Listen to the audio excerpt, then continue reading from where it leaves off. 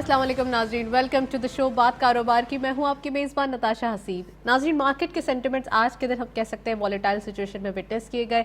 Overall जो एक momentum था, पॉजिटिव मोमेंटम, वो कंटिन्यू ना रहा और इंट्राडे लो बनाया गया क्योंकि आज नेशनल असेंबली का सेशन भी था।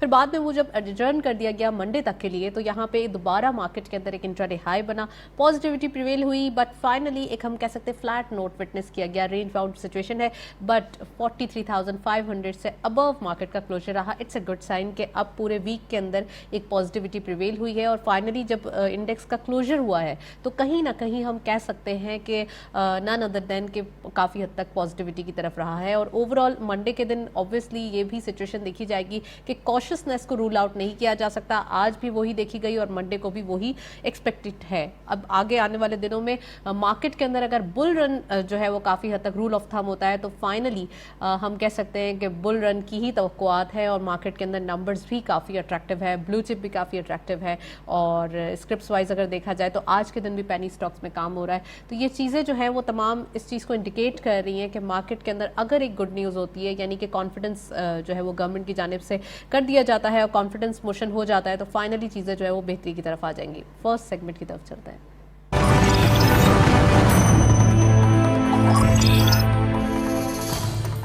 Well, let's have a look on daily highlights और पूरे हफ्ते की परफॉर्मेंस देखते चलते हैं क्या रही परफॉर्मेंसेस। मंडे के दिन 43,230.22 के लेवल पर मार्केट का क्लोजर रहा। 200.25 के गेन्स देखे गए, 124.85 मिले शेयर ट्रेड किए गए। ट्यूसडे के दिन अगेन थोड़ा सा मार्केट के अंदर रिदम जो है वो नेगेटिव रहा बट रेंज बाउंड 43,203.79 पे क्लोजर रहा। 26.43 का डिक्लाइन देखा गया। 138.27 मिले शेयर ट्रेड किए गए। वॉल्यूम्स वाइज आप देख रहे हैं डेली बेसिस पे कुछ बढ़ते हुए दिखाई दे रहे हैं। वेंसडे को 23 मार्च पाकिस्तान डे की गैजेटेड हॉलीडे थी। थर्सडे के दिन दैट इज यस्टरडे, कल के दिन गेन्स देखे गए। 43,522.55 पे क्लोजर रहा। 318.76 पे मार्केट ने पॉइंट्स गेन किए। 149.7 मिले शेयर ट्रेड किए गए। एंड लास्टली आज के दिन 43,551.14 पे क्लोजर रहा। 28.59 मार्केट ने गेन्स किए पॉइंट्स। इट मींस कि हम कह सकते हैं तकरीबन 500 अबव पॉइंट्स के गेन्स इस हफ्ते के अंदर देखे गए हैं 160.91 के कारोबार के साथ। ओवरऑल वॉल्यूम्स वाइज अगर बात की जाए तो पूरे हफ्ते में थोड़े थोड़े वॉल्यूम्स इंक्रीज हुए हैं और आज के दिन कुछ ज़्यादा ही वॉल्यूम्स बढ़ते हुए दिखाई दिए। इट मींस कि यहाँ पे एक सिचुएशन तो बन रही है, एक कॉन्फिडेंस ज़्यादा नहीं आ रहा जिसकी वजह से इन्वेस्टर्स रिलक्टेंट है। नेक्स्ट सेगमेंट की तरफ चलते हैं।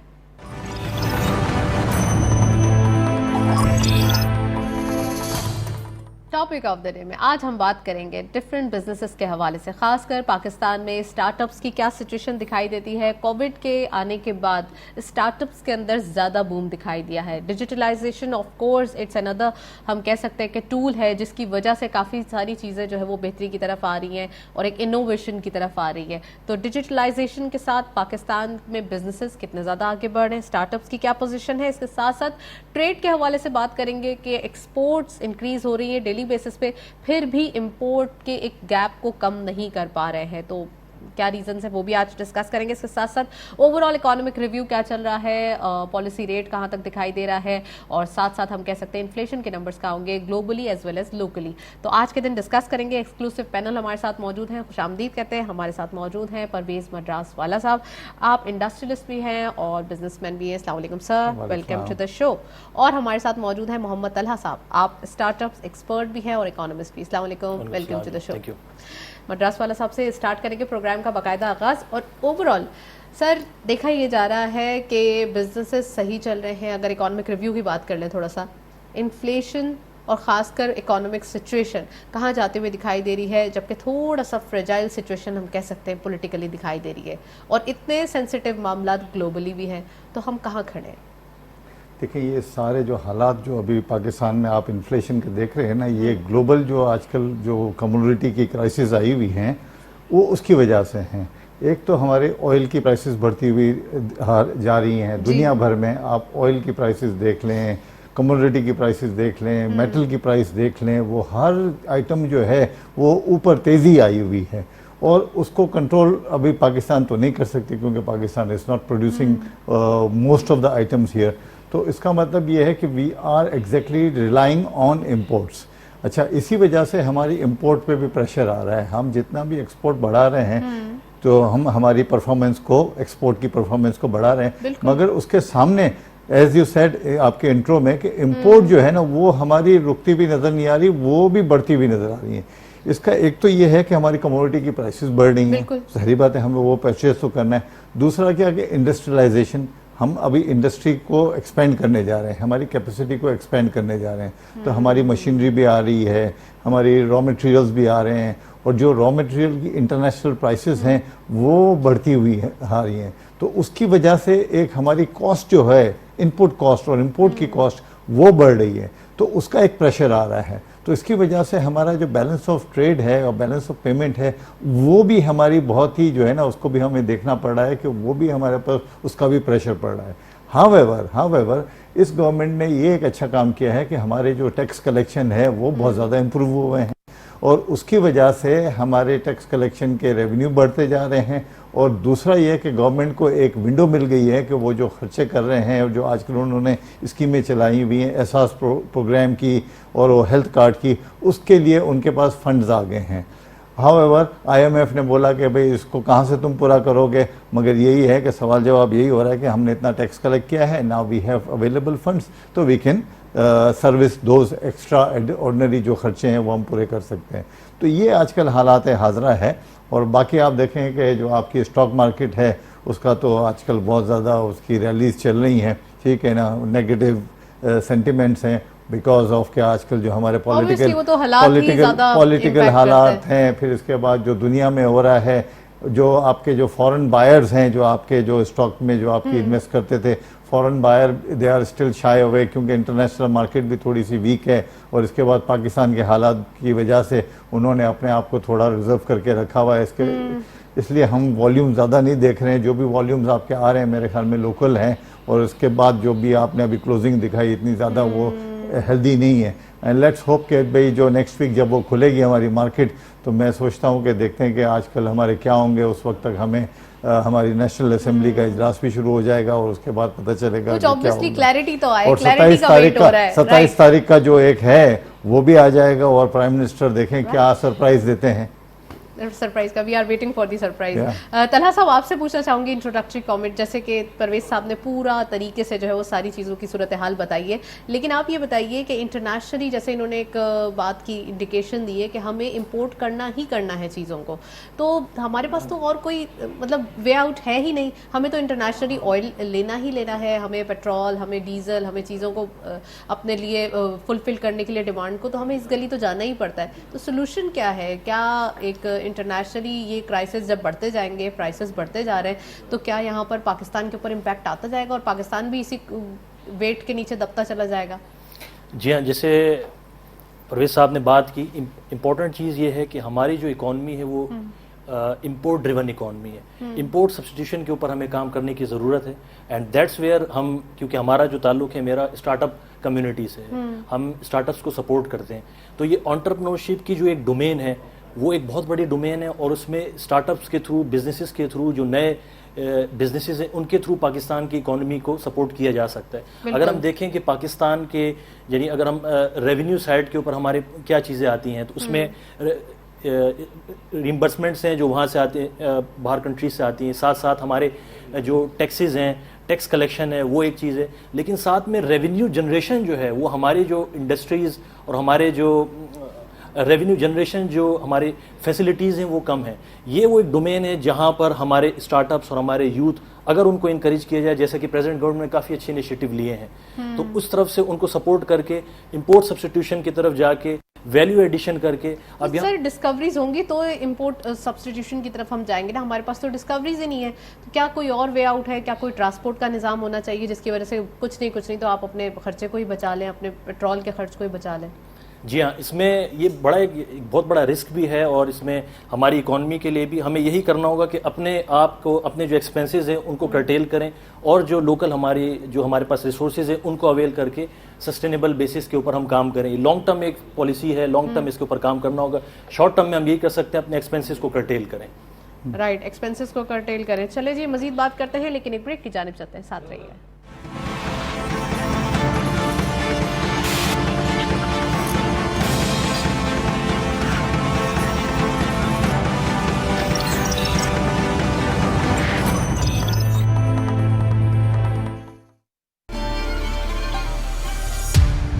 दुनिया बनी है और जब तक रहेगी, इंसानियत की अक्सरियत ये सवाल किए बिना ही चली जाएगी कि ये कायनात कैसे चल रही है। पाकिस्तान तो वो मुल्क है कि अल्लाह ताला ने इसको उस नेमत से नवाजा है कि दुनिया के किसी मुल्क के पास ये मुल्क है। मैं अप्रिशिएट करूंगा प्राइम मिनिस्टर इमरान खान को, उन्होंने इस इनिशिएटिव पे काम किया, सोशल, एनवायरनमेंट और जो इकोनॉमी, इन तीनों चीज़ों को पहली मरतबा हम आगे लेके जा रहे हैं। नेचुरल कैपिटल अकाउंटिंग स्टार्ट कर रहे हैं, ये पाकिस्तान में पहली बार हो रही है। हम कंस्ट्रक्शन की तरफ जा रहे हैं न्यू डैम्स की, तो हम कालाबाग डैम की रिस्क कंस्ट्रक्शन की तरफ क्यों नहीं जा रहे? पौधा लगाना है, सदका जारी है। जब तक वो पौधा जिंदा रहता है, वो अल्लाह ताला की सलाह करता है, उसका स्वाब आपको मिलता है। पाकिस्तान जिंदाबाद।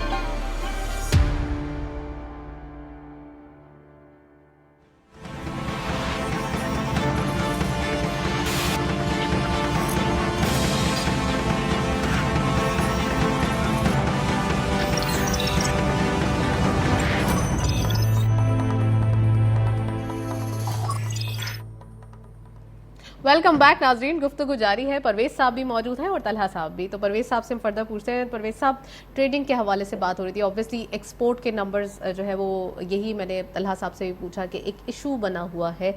एक्सपोर्ट के लिए हमने काफ़ी कोशिशें की हैं, कितने ही सेक्टर्स हैं जिसमें काम करने की कोशिश की है। आईटी सेक्टर सेल्फ एक बहुत ज़बरदस्त परफॉर्मेंस दे रहा है। इसके साथ साथ टेक्सटाइल की भी अगर देखा जाए तो हिस्टोरिक हाई एक्सपोर्ट के नंबर्स देखे जा रहे हैं। उसके बावजूद इस एक्सपोर्ट और इंपोर्ट का गैप जो है वो कम नहीं हो रहा। तो प्लीज़ सब्सटीट्यूशन के हवाले से, जो कि तलहा साहब से मैं पूछ रही थी, तो वो क्या हो सकते हैं हमारे पास सब्सटीट्यूशन? देखें नताशा, पहले भी आपके प्रोग्राम में मैं बता चुका हूँ कि यहाँ हमारे यहाँ जो है हमारी कैपेसिटी जो है ना, प्रोडक्शन कैपेसिटी और इंपोर्ट सब्स्टिट्यूट जो हमारी प्रोडक्ट्स हैं ना, वो हम अभी तक बना नहीं पा रहे हैं।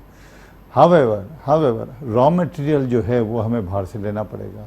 अगर हम कोई भी रॉ मटेरियल बाहर से लेते हैं तो वो तो हमें उसकी तो पेमेंट करनी पड़ेगी। अब इसका मतलब ये है कि हमें यहाँ जो पाकिस्तान में जो फिनिश गुड्स बनाने हैं और उसको कन्वर्जन करना है और हाई एंड प्रोडक्ट बना के ना वो हमें एक्सपोर्ट करना है और हायर रेवेन्यू पे जाना है। This is very important. हम क्या करते हैं कि पाकिस्तान पे हमने या तो जो है ना यार्न को एक्सपोर्ट कर दिया या हमने कॉटन, रॉ कॉटन को एक्सपोर्ट कर दिया। ये जो है ना, ये हमारा जो वॉल्यूम है ना वो ज़्यादातर उस पे चले जाते हैं। इसकी वजह से एक तो हमारा जो एक्सपोर्ट का जो वॉल्यूम है या एक्सपोर्ट की जो वैल्यू है ना वो इतनी ज़्यादा नहीं होती है। तो इसका मतलब ये है कि हमें जो हमारा कॉटन जो है पाकिस्तान में उसको कन्वर्ट करके और हाई वैल्यू आइटम को बना के और गारमेंट को एक्सपोर्ट करना चाहिए। हमारा गारमेंट ज़्यादा से ज़्यादा एक्सपोर्ट होना चाहिए। हमारा इंजीनियरिंग सेक्टर है, उसके ऊपर अभी हमने ज़्यादा ध्यान नहीं दिया। हमारी जो इंजीनियरिंग सेक्टर के ऊपर ज़्यादा काम करने की ज़रूरत है और उसकी प्रोडक्ट को ला के और उसकी प्रोडक्ट को कन्वर्ट करके बाहर की मार्केटों के अंदर वो एक्सपोर्ट करना चाहिए। फिर हमारा आईटी का सेक्टर है। अगर आप नेबरिंग कंट्री को देखें तो उनका आईटी का एक्सपोर्ट और हमारी आईटी का एक्सपोर्ट कुछ भी नहीं है। तो अगर हम हमारे आईटी 20 साल पहले काम करना शुरू किया था, हम अभी आए हैं, तो ऑब्वियसली 20 इयर्स की जो एक मेहनत होती है उसको तो रूल आउट नहीं किया जा सकता। आईटी के अंदर जो है ना 20 साल हो जाए या 5 साल हो जाए उसकी कोई बात नहीं होती है। उसके अंदर अगर आप उसके अंदर थोड़ा सा मेहनत करें और ध्यान दें और गवर्नमेंट उनको सपोर्ट करे और अगर आप उस फॉरेन जो आपके जो बायर होते हैं या कस्टमर होते हैं उनके साथ आप जाके इंटरेक्शन करें, मीटिंग करें। हमारे पास यूथ है और यूथ की ट्रेनिंग देखें, हमें वो यूथ चाहिए और वो लोग चाहिए जो आपके उस किस्म के जो है ना सॉफ्टवेयर आपको बना के वो एक्सपोर्ट कर सकें। तो हमें एक्चुअली हमारे प्रॉपर इंस्टीट्यूशन तो फ्रीलांसर्स तो बहुत ज़्यादा है, क्या प्लेटफॉर्म हमारे पास मौजूद है ऐसा? फ्रीलांसर देखें, हर आदमी जो है ना अपनी अपनी छोटी छोटी सी बेचारे उन्होंने अपने अपने जो यूनिट बनाया हुए हैं। अगर उनको एक बड़ा प्लेटफॉर्म मिल जाए, अगर उनको ये मिल जाए, एक बहुत अच्छी ट्रेनिंग मिल जाए कि किस तरीके से बड़े कॉन्ट्रैक्ट उठाना है, क्योंकि बाहर की कंपनियों भी जो है ना छोटे चार बंदों की कंपनी से कोई काम नहीं करेगा। अगर आप कहते हैं कि भाई यूथ है और यूथ ने 4 या 5 लोगों की कंपनी बना दी और हम कहें कि वो या 4 मिलियन या 10 मिलियन का कॉन्ट्रैक्ट लेके आएगा, इट्स नॉट पॉसिबल।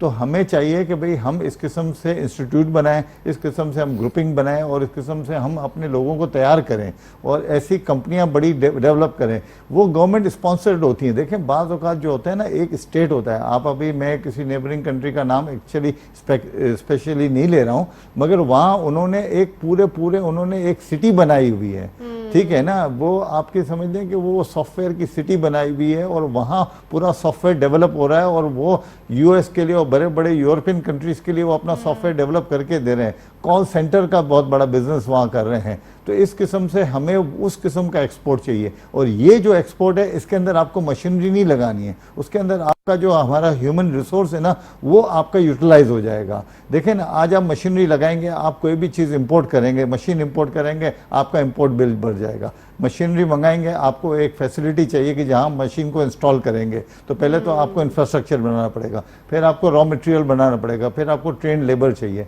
एक ये सॉफ्टवेयर का एक ऐसा बिजनेस है कि आपको एक कंप्यूटर चाहिए और आपको ऐसे लोग चाहिए कि जो उस कंप्यूटर पे काम करें और एक्सपोर्ट करें और आपका सॉफ्टवेयर का बिजनेस बनाएं और एक्सपोर्ट करें। तो ये एक जल्दी से तो गवर्नमेंट को चाहिए कि जो लो हैंगिंग फ्रूट्स हैं, जो इस किस्म का जो बिजनेस है, इंस्टेंट फ्रूट है, उनको हाँ, उनके ऊपर इनको जल्दी से पकड़े और इनको लोगों को प्रमोट करे ताकि हमारा एक्सपोर्ट बढ़ जाए। अगर दूसरी कंट्री ने 150 मिलियन डॉलर का बिलियन डॉलर का बिजनेस करें, एटलीस्ट हम 20 बिलियन डॉलर का तो कर लें ताकि 20 बिलियन डॉलर हमारे पास आ जाए और हमारा टेक्सटाइल का एक्सपोर्ट 20 का हो तो 40 तो हमने फौरन पकड़ लिया और बाकी जो छोटी छोटी स्पोर्ट्स गुड्स हैं ये हो जाए तो 50 बिलियन तो कहीं नहीं गया। सर यहाँ पे तो हमें क्वेश्चन भी रेमिटेंसेस से मिल रहा है, जब तो हम थोड़ा और सा 20 बिलियन तो हम लोग रेमिटेंस से ले ले रहे हैं। 20 बिलियन तो remittance thanks to the foreign जो हमारे वर्कर्स हैं जो काम कर रहे हैं ओवरसीज जो हमको दे रहे हैं। तो ये है, तो अब क्या करें। चले जी, तलहा साहब से पूछे। तलहा साहब, स्टार्टअप्स की बात कर रहे हैं और परवेज साहब बोल रहे हैं हमने देर कर दी है, लेकिन हम क्यों नहीं कर पा रहे, और जो कंट्री ऑब्वियसली 20 साल से कर रहे हैं हम उसके बराबर नहीं, लेकिन उससे थोड़ा सा कुछ 5% तो आ सकते हैं बराबर। अच्छा, इसमें परवेज साहब ने जैसे कहा, ये इनकी बात भी काफ़ी हद तक दुरुस्त है, लेकिन वी आर वेरी होपफुल। अगर हम देखें गवर्नमेंट के लेवल के ऊपर पिछले कुछ चंद एक सालों में, स्पेशली जो प्रेजेंट गवर्नमेंट है, करंट गवर्नमेंट में बहुत अच्छा काम हुआ है। और पिछले अगर हम देखें लास्ट 10 ईयर्स में एंटरप्रेन्योरशिप का जो वर्ड है वो पाकिस्तान में एक बज़ वर्ड है इस वक्त। मैं खुद एक यूनिवर्सिटी में होता हूँ और पिछले तकरीबन डेकेड और सो मैं 10-12 साल से इस फील्ड के अंदर हूँ। इस वक्त जितने भी हमारे नौजवान आ रहे हैं वो एंटरप्रेन्योरशिप की साइड पर जाना चाहते हैं। HEC की पॉलिसी के हिसाब से अभी हायर एजुकेशन कमीशन कि एंटरप्रेन्योरशिप का जो कोर्स है इट्स मैंडेटरी। अब उन्होंने वो चाहे वो सोशल साइंसेस के स्टूडेंट्स हो, नेचुरल साइंसेस के स्टूडेंट्स हो, मैनेजमेंट साइंसेस के स्टूडेंट्स हो, that course is necessary for each and every student. एक कोर्स या 2 कोर्स उन्होंने लेने ही लेने। ये एक अच्छा इनिशिएटिव है। साथ साथ हम जो हम बात करते हैं कि एकेडमिक लेवल पे होना चाहिए, तो now we have idea actually कि वो हमें बता रहे हैं कि ये जो है वो जरूरी हो गया है। अच्छा, उसमें मसला ये है, अगर हम अमेरिका की बात करते हैं, यूएस की बात करते हैं और दूसरे कंट्रीज़ की हम बात करते हैं, ये जो कॉन्सेप्ट है स्टार्टअप्स का, एंटरप्रेन्योरशिप का, इंक्यूबेशन का, ये 1959 में स्टार्ट हुआ था यूएस में। तकरीबन 70 इयर्स 65 इयर्स हो चुके, अब जाके वहाँ यूनिकॉर्न्स बन रहे हैं। इस वक्त अगर ग्लोबल काउंट, मेरे पास कुछ फिगर्स हैं, इफ यू से मैं आपको, इफ यू अलाउ मी, तो मैं आपसे कुछ शेयर करूं। लास्ट ईयर्स तकरीबन 621 बिलियन डॉलर्स की जो ये स्टार्टअप इंडस्ट्री है इसमें फंड रेजिंग की गई, 621 बिलियन। इसमें तकरीबन 310 बिलियन डॉलर्स की जो सिर्फ यूएस में स्टार्टअप्स ने फंड रेजिंग की। हमारे यहाँ भी सिचुएशन अच्छी है, we are getting a pace. Last year alone 2021 में हमारे स्टार्टअप्स ने 366 मिलियन डॉलर्स की इन्वेस्टमेंट रेस की, और ये जो काउंट है तकरीबन 82 स्टार्टअप्स ने। ये थ्रू लोकली है या फिर ये इंटरनेशनली भी हमने किया है? अच्छा, इसमें अच्छी चीज ये है क्योंकि हमारे यहाँ पर एक इस गवर्नमेंट को क्रेडिट जाता है, एक इस तरह की एयर क्रिएट हुई है कि हमारे लोकल इन्वेस्टर्स और साथ साथ इनको वेंचर कैपिटलिस्ट कहते हैं, लोकल वीसीज भी हैं और साथ में फॉरेन वीसीज भी हैं। दुनिया के जो बड़े वीसीज हैं वो पाकिस्तान में आकर पाकिस्तान के लोकल इंक्यूबेशन सेंटर्स के साथ, पाकिस्तान के लोकल वीसीज के साथ मिलके और फंड रेजिंग में स्टार्टअप्स को सपोर्ट कर रहे हैं। और जबरदस्त न्यूज आ रही है। आपको याद होगा कि कितने ही वेंचर कैपिटल्स के इंटरव्यू हम के ट्रेड के प्लेटफॉर्म से कर चुके हैं और उन्होंने अपना एक्सपीरियंस पाकिस्तान के जो एंटरप्रेन्योर्स हैं और पाकिस्तान के स्टार्टअप्स हैं उनके साथ बताया है और पाकिस्तान के पोटेंशियल की तारीफ की है। इट मीन्स के स्टार्टअप्स का फ्यूचर अभी तो एक स्टार्टिंग है, एक स्टार्टिंग इतनी मार्वेलस है, तो फ्यूचर तो वी आर श्योर कि बहुत ही अच्छा होना है। जी प्लीज। अच्छा, इसमें एक चीज़ और भी बहुत ज़्यादा इंपॉर्टेंट है कि जो हमारा एजुकेशन सिस्टम है, that education system teaches us, वो स्टूडेंट्स को ट्रेन करते हैं जॉब के लिए। लेकिन इन रिसेंट ईयर्स में ख़ास तौर पे नौजवानों में ये सोशल मीडिया के आने के बाद ये अवेयरनेस आ चुकी है कि डिग्री भी इंपॉर्टेंट है, लेकिन साथ साथ सेल्फ एजुकेशन, स्पेशली कोविड-19 में नौजवान जो हैं बहुत ज़्यादा सेल्फ लर्निंग की तरफ गए।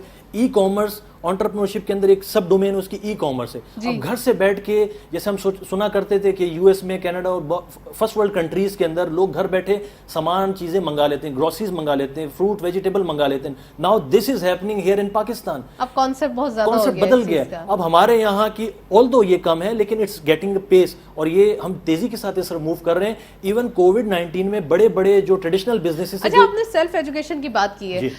सेल्फ एजुकेशन में यहाँ यहाँ ये देखा जाता है, अक्सर हम बात भी करते हैं, डिफरेंट एनालिसिस सुनते हैं डेली बेसिस पे, उनका ये कहना है कि एकेडमिकली और थोड़ा सा प्रैक्टिकली यहाँ पे गैप है। हमें एक गुड एक आईटी ट्रेनर्स चाहिए, हमें एक मोटिवेटेड आईटी ट्रेनर्स चाहिए। यहाँ पे वो होते तो है जो यहाँ के ग्रेजुएट होके निकल रहे हैं आईटी के, लेकिन वो इतना ज़्यादा अप टू द मार्क नहीं होते। अगर 30,000 निकल रहे हैं तो उसमें से 400 जो है वो सिर्फ हमारे लिए यूजेबल होते हैं।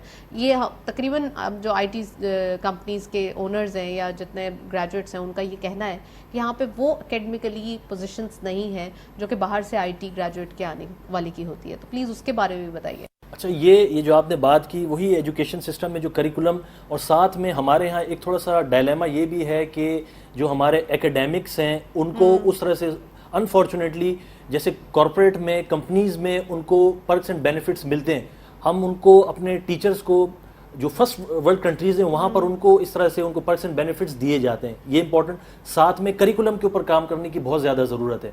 यानी वो एजुकेशन सिस्टम में डेफिनेशंस याद कराई जाती हैं, न्यूमेरिकल्स के ऊपर फोकस होता है, वो चीज़ें होती हैं जिसका फील्ड में बहुत रेलेवेंस बहुत कम है।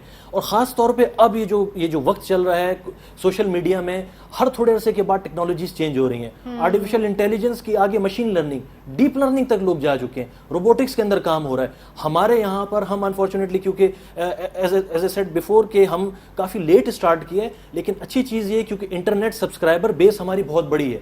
गवर्नमेंट को एक बहुत अच्छी चीज़ जो क्रेडिट जाता है वो प्रेजेंट गवर्नमेंट को इससे पहले भी कि इंटरनेट की रीच और उसकी एक्सेसिबिलिटी के ऊपर बड़ा अच्छा काम हुआ है। कराची से लेके ऊपर गिलगित बल्तिस्तान तक इंटरनेट की एक्सेस जो है वो हर पाकिस्तानी के पास ऑलमोस्ट मौजूद है और चीपर रेट्स के ऊपर है। इससे वो घर बैठे अपना कुछ ना कुछ काम कर सकते हैं। आप इमेजिन करें कि इस वक्त पाकिस्तान के अंदर गवादर में कोई शख्स बैठा हुआ है, चले गवादर के साथ तुर्बत में, इस तरह गिलगित बल्तिस्तान में, वहाँ जो लोग बैठे हैं वो ई कॉमर्स प्लेटफॉर्म अपने स्टार्टअप्स, ख़वातीन हमारी जो बहनें माएँ हैं वो घर से बैठ के ट्रेडिशनल माइंडसेट के साथ घर से बैठ के कुछ ना सैलून स्टार्ट किया हुआ है किसी ने। बिल्कुल, और सोशल मीडिया हम कह सकते हैं बहुत ज़्यादा हेल्पफुल साबित हुआ है। परवेज साहब आपके ऊपर आऊँगी, ऑब्वियसली इनका पॉइंट जो है वो मैंने ले लिया है।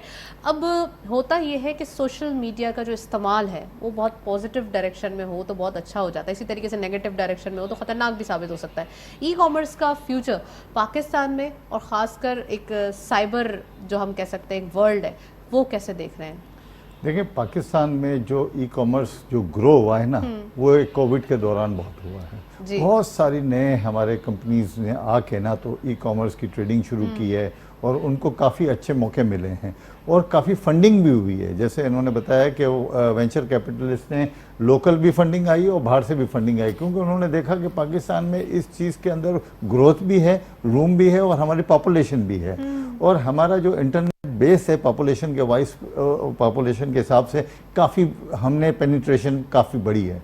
तो इसका मतलब ये हुआ कि भाई हमारे यहाँ आजकल ग्रोसरी भी आप ले लें या कोई भी आप चीज़ मंगाना चाहें, आपको ऑनलाइन आप परचेज कर सकते हैं। सबसे ज़्यादा फूड के ऊपर फोकस होता और है। जो आपका जो यूथ है ना, अब तो यूथ को आप देखेंगे, यूथ जाना नहीं चाहते कि भाई मैं शॉपिंग सेंटर में क्यों जाके अपना टाइम वेस्ट करूं। उनको देखें वो ऑनलाइन बैठे होते हैं और अपनी चीज़ मंगा ले रहे होते हैं। मेरे घर में मेरे बच्चे जो हैं वो भी ऑनलाइन सारी चीज़ों पर काम कर रहे होते हैं। तो आप देखें कि वो जो है ना एक टाइम जो है ना वो शिफ्ट हो रहा है। आप अगर दूसरे अमेरिका में चले जाएं तो अमेरिका में अब जो है आपको वहाँ ज़्यादा जो है आपको देखा जाएगा कि आपको वहाँ शॉपिंग मॉल्स में जो है ना इतना रश नहीं होता है। टाइम भी शिफ्ट हो रहा है और साथ साथ कॉम्प्रोमाइज भी नहीं हो रहा। अगर आपको कोई ड्रेस चाहिए, अगर आपको कोई चीज़ चाहिए तो आप वेट नहीं करते, अब आप ऑर्डर करते हैं और आपके हाथ पे होती है वो चीज़। ये भी एक और उसके अंदर ये भी आपको फैसिलिटी है कि if you don't like it you can return it, ठीक है ना। तो ये भी अच्छा है कि भाई लोगों को ये भी एक मौका मिल गया है और ऑनलाइन आपको अच्छी डील्स भी मिल जाती हैं और घर बैठे आपको हर चीज़ मिल जाती है।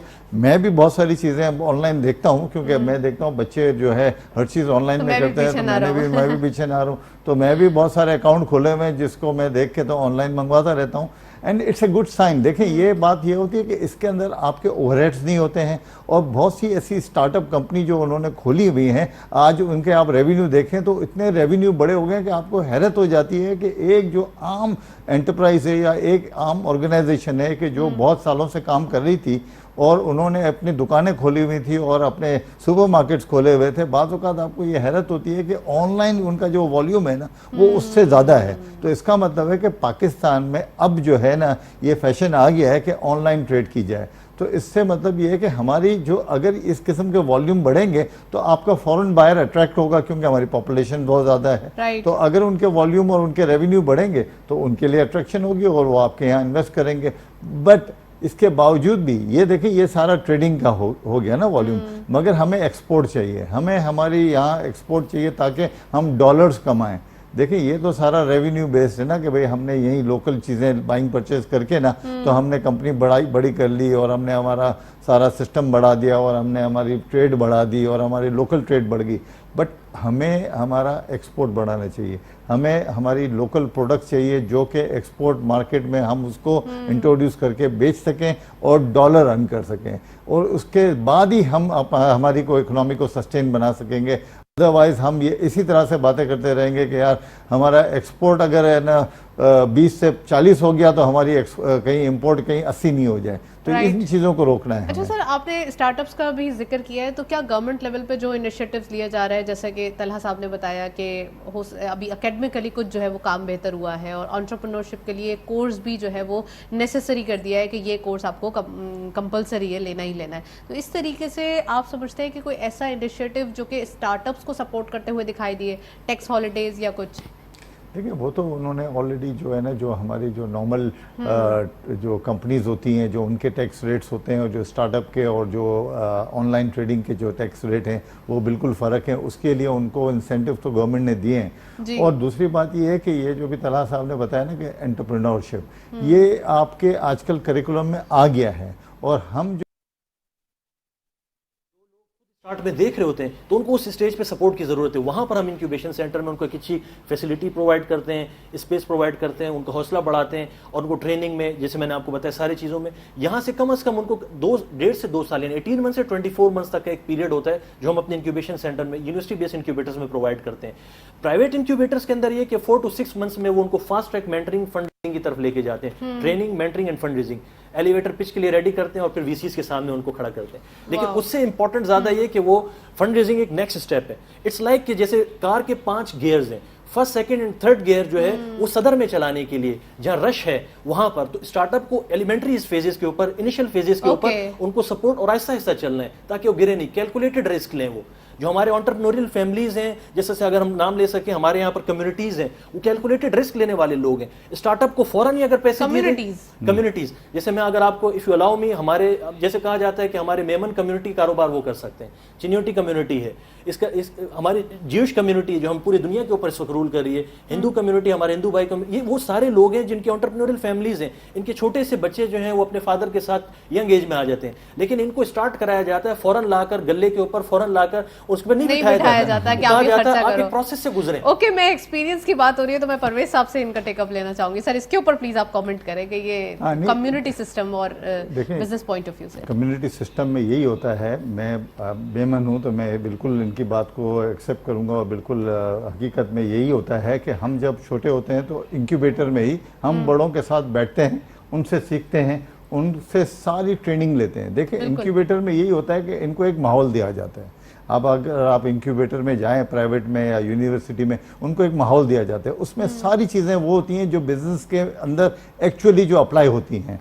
तो इनके लिए क्या होता है कि वो ट्रेनिंग दी जाती है। हम लोगों ने तो ऑन बिजनेस है ना, हमने तो वहाँ जाके हमने सीखा ना, और हमने तो वो पैसे भी जो है ना जो लगे हुए थे हमने उनके साथ मिलके काम किया है। इंक्यूबेटर में ये होता है कि वो सारा एक माहौल बना होता है, उसके अंदर सारे हालात पैदा किए जाते हैं, उसके अंदर वो उनको डॉक्यूमेंटेशन भी बताई जाती है कि कैसे करना है, ये कैसे करना है, बैंकिंग कैसे करनी है, वो सारी उनको 2 साल ट्रेनिंग दे के ना तो वो बंदा जो है ना तैयार होता है, एंड देन ही उसको लॉन्च कर देते हैं कि भाई तुम जाओ और मार्केट में काम करो and you start your own business, और उसके लिए फंडिंग वगैरह भी तैयार की जाती है। हम जब आते हैं तो हम भी क्या करते हैं कि इसी तरह से हम नए बंदे हायर करते हैं। हम जो यूनिवर्सिटी से जो ग्रेजुएट बंदा होता है हम उसको हायर करते हैं, ट्रेनर हायर करते हैं। ट्रेनिंग हायर करने के बाद हम उनको हमारे ऑर्गेनाइजेशन में हम उनको एम्प्लॉयमेंट देते हैं, और एम्प्लॉयमेंट देने के बाद उनको ट्रेन करते हैं। जब उनको ट्रेन करते हैं 3-4 साल हमारे साथ काम करता है, हम उनसे 3-4 साल उससे फ़ायदा उठाते हैं, और फिर वो जाके ना कहीं दूसरी ऑर्गेनाइजेशन में जाके वो अच्छी एक पोस्ट पे उसको मिल जाती है। तो इसी तरह से दुनिया चलती है। मगर इसमें हमारे पास क्या होता था कि हमारे पास पहले जो थे ना, पहले वो हालात नहीं थे, पहले हमारे पास वो हमारी यूनिवर्सिटी में वो सारे जो है ना करिकुलम था नहीं। अब ये है कि ये इस तरह से इंक्यूबेटर्स आ गए हैं, इस तरह से वो करिकुलम आ गया है और वो नई जो भी हमारे जो स्टूडेंट्स आ रहे हैं उनके लिए वो ज़्यादा अपॉर्चुनिटीज़ हैं, उनको वो तैयार करके भेजते हैं और वो उससे हमारा बहुत फ़ायदा होता है। हम जब हमारी ऑर्गेनाइजेशन में जब हम देख रहे होते हैं कि यार कहाँ से हम अपने इस तरह से ट्रेन बंदे लाएं या ट्रेन हमारे पास इस तरह से रिसोर्स आए, तो हमें बहुत फ़ायदा होता है कि वो बंदे को पता होता है। इससे पहले जो है ना हम कह रहे हैं कि 5-6 साल पहले जो हम जब बंदे हायर करते थे तो उनकी जो है ना उनकी इतनी नॉलेज नहीं होती थी। अब ये है कि वो थोड़ा सा ये होता है कि वो नॉलेजेबल हमें बंदा मिल जाता है और दूसरा ये कि अगर उनको चांस मिल जाता है तो ये start their own business. Community की तरफ से, फैमिली की तरफ से अगर ये हम कह सकते हैं ना कि बिजनेस एनवायरनमेंट क्रिएट हो तो ये तो एक बेनिफिट ऑलरेडी हो सकता है। लेकिन अगर इसके साथ साथ अगर ऐसा एजुकेशन पॉइंट ऑफ व्यू से एकेडमिकली हमारे पास प्लेटफॉर्म मौजूद हो तो फिर वो कह सकते हैं ना उनके 4 चांद लग जाते हैं, तो वो 4 चांद जो है वो हो जाते हैं। चलिए जी, मजीद बात करेंगे, लेकिन आजकल क्रॉनिकल जो एक चीज़ चल रही है वो मैं थोड़ा सा डिस्कस करना चाहूँगी क्योंकि प्रोग्राम में टाइमिंग जो है वो थोड़ा शॉर्ट हो जाते हैं। कमोडिटी प्राइस के हवाले से सर, डॉलर की जो एक फ्लाइंग है वो डेली बेसिस पे बढ़ती हुई दिखाई दे रही है। आज भी हमने 182 के अराउंड देखा है। ऑब्वियसली कल के ही मोमेंटम को डॉलर ने कंटिन्यू किया है। डॉलर इतना ज़्यादा अप्रिशिएट हो रहा है डेली बेसिस पे, रुपी की वैल्यूएशन को कैसे देख रहे हैं? और रुपी की वैल्यूएशन अगर ऐसे ही डेली बेसिस पे डिप्रिशिएट होती रही तो आने वाले दिनों में हम कहाँ एक्सपेक्ट करेंगे? देखिए, ये तो एक बहुत अलार्मिंग सिचुएशन है ऑलरेडी। देखें, पहले जो हम जब ये गवर्नमेंट आई थी और जब गवर्नमेंट ने आके जो है ना रुपये को डिवैल्यू किया था तो लोगों की चीखें निकल गई थी कि भाई गवर्नमेंट ने क्या किया। अब जो है ना डेली बेसिस पे अब डॉलर 182 का हो गया है ना, तो अब लोगों की इतनी ज़्यादा जो है ना बातें नहीं हो रही हैं। पता नहीं क्योंकि लोगों ने अब एक्सेप्ट कर लिया है।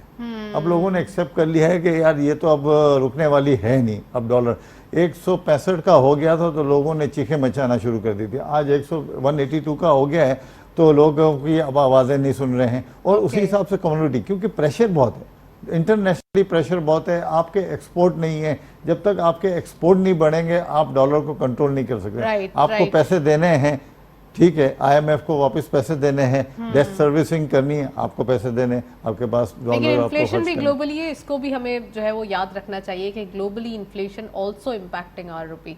चले जी, उसकी बात हो रही है, डॉलर की बात हो रही है, तो कमोडिटीज देखते चलते हैं।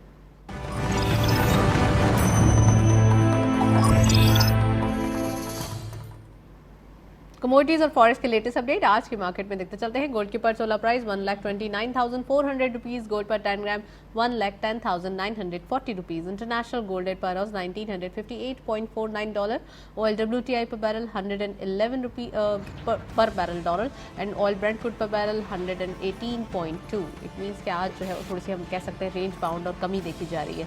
करेंसीज में सबसे पहले यूरो बाइंग रही 198.5, selling was 200.5। UK pound buying रही 237.5, selling was 240 rupees. US dollar buying रही 181.7, selling was 183 rupees. Chinese yuan buying रही 23.55, selling was 23.95 and Saudi riyal buying रही 48 rupees, selling was 48.75। UAE dirham buying at 49.45, selling was 50.2। Kuwaiti dinar buying रही 481.85, selling was 484.35 and lastly Omani riyal buying रही 392.85, selling was 394.88। ये था forex और commodities का latest update.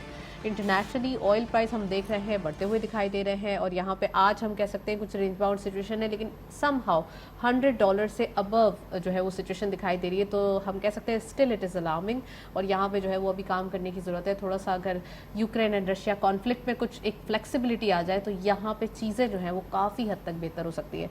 Obviously Madras वाला साहब और तलहा साहब, आपसे दोनों से मैं कॉमेंट चाहूँगी इस बात पर कि जब फ्लेक्सिबिलिटी आ जाए, ऑलरेडी इन्फ्लेशन इतनी ज़्यादा थी, ऑलरेडी हम एक अलार्मिंग सिचुएशन में थे कोविड के बाद, चीज़ें अभी थोड़ी सी फ्लेक्सिबल या थोड़ी सी रिलैक्स हुई नहीं थी, यहाँ पे हमें एक और प्रॉब्लम हो गई। तो sir please one line answer दीजिए। देखें, यूक्रेन और रशिया इसका कॉन्फ्लिक्ट जो है ना उसने दुनिया में जो है ना इन्फ्लेशन का एक समझ लें कि एक तूफान खड़ा कर दिया है, क्योंकि बहुत ज़्यादा कम्युनिटी जो थी हमारी, हम यूक्रेन पे काफ़ी हमारी कम्युनिटी आती थी। तो ये है कि जब ये मसला हल हो जाएगा तो हमारे ऑयल की प्राइसेस भी नीचे आ जाएंगी और ऑयल की प्राइसेस से आप समझ लें कि सारी जो महंगाई जो है ना उसकी जड़ी ऑयल की प्राइस है। राइट चलें जी, we are running out of time. Thank you so much Talha साहब, आप भी हमारे साथ मौजूद हैं। Thank you so much Parvez साहब, आप भी प्रोग्राम में हमें ज्वाइन किया, बहुत बहुत शुक्रिया। ओवरऑल देखा ये जाता है कि स्टार्टअप्स और खासकर ट्रेडिंग यही पाकिस्तान का एक हम कह सकते हैं सोल्यूशन वे आउट, जो कि एक इकोनॉमिक क्राइसिस का नज़र आता है, और साथ साथ यही हमारे लिए फ्यूचर दिखाई देता है। इस पर अगर काम कर लिया जाए, थोड़ा फोकस जैसे कि हम हैं, और फोकस हमेशा से ही रहते ही हैं। इकोनॉमी की बात की जाए तो हमेशा से हम ये सुनते आ रहे हैं बचपन से, एक फ्रेजाइल सिचुएशन में पाकिस्तान की इकोनॉमी, तो दैट इज़ कम्प्लीटली नेग्लिजिबल। हम हमेशा से जो है वो एक पॉजिटिव डायरेक्शन में, और अब भी हम अपनी पॉजिटिव डायरेक्शन को कंटिन्यू करेंगे। That's all. प्रोग्राम को वाइंड अप करते हैं, इजाज़त दीजिए, अल्लाह हाफिज़।